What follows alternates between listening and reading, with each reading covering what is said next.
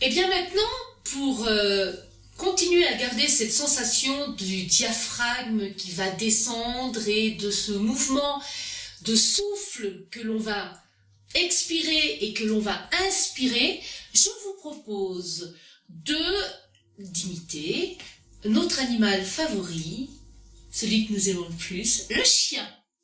Bien, imaginez un chien qui vient de courir.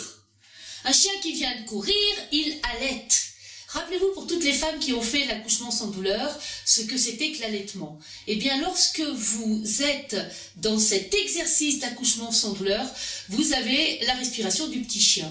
Et cette respiration du petit chien est basée directement, elle est posée directement sur le mouvement du diaphragme.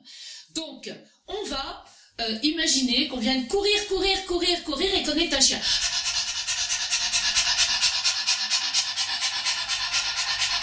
Regardez le ventre.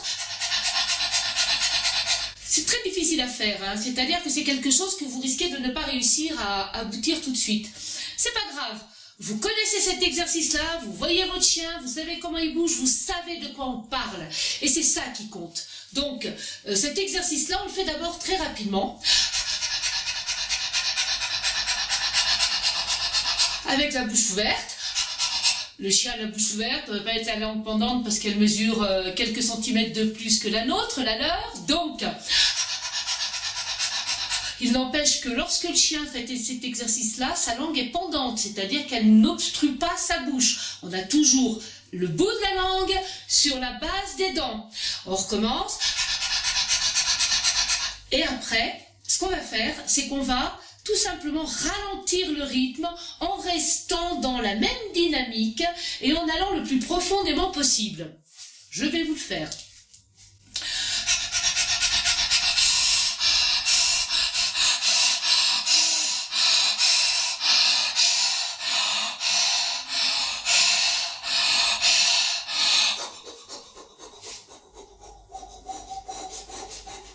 Et ensuite, on va se reprendre le ou du fantôme.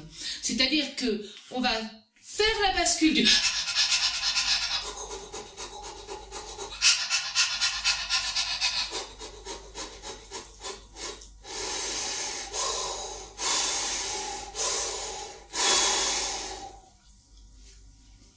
Si après ça, vous respirez pas, ah mais là, je sais plus ce qu'il faut faire. Hein. Là, normalement, vous pouvez aller courir 100 mètres à fond.